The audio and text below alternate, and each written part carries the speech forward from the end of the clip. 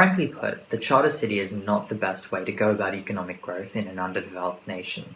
There are a fair few facets of Paul Romer's theory that are a step in the right direction towards growing an economy, but practically, the foreign regulation is directly at odds with what the charter city hopes to achieve, a city built on inclusive institutions from which to springboard growth.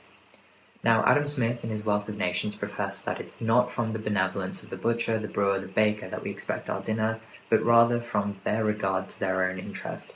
And we need to keep this in perspective as it's still 100% relevant even when we're talking about investment and enterprise today. Now, Roman posits that we need big, developed third parties, governments or coalitions of governments, to invest in the sovereignty of his charter cities.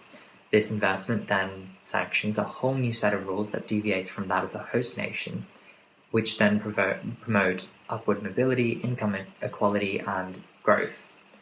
Given that growth rates in developed Western and Eastern economies now are slowing down, I am inherently dubious about how realistic establishing a new set of inclusive institutions can be, given that they're in direct contradiction with an assured return on investment for the third parties that are involved.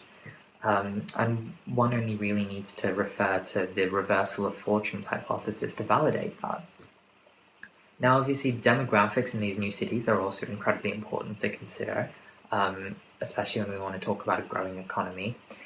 We would need a city that's filled with a working age population, and Roma suggests that his theory is contingent on people voting with their feet. How are we to ensure that the people inhabiting these cities and working collectively to create momentum for spillover growth are going to be the right people to do that? The ones who are of working age population, who do have the right skill set and the right values.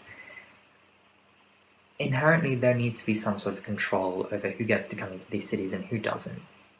Now, what I'm suggesting is that Professor Romer's theory, when put into practice, does become neocolonialism, which is the same phenomenon that helped exacerbate the economic divide between developed and underdeveloped nations today. We can't necessarily count on the example that he points to in Deng Xiaoping and what he did in China either, because he essentially translated communist institutions in cities such as Shenzhen and Shanghai into watered-down capitalist ones, and that's comparing apples and oranges. Now, the idea of the smart city proposed by the Modi government in India overlaps graciously with Romer's theory, with the exception of the foreign regulation. Similar to the charter city, high technological integration is at the forefront of its priorities, allowing for higher standards of living through health, safety, and access to utilities. As these create the perfect environment for large-scale investment to coincide with a healthy working-age population, perhaps a similar model to the smart city may be a more practical and realistic approach to consider when talking about growth.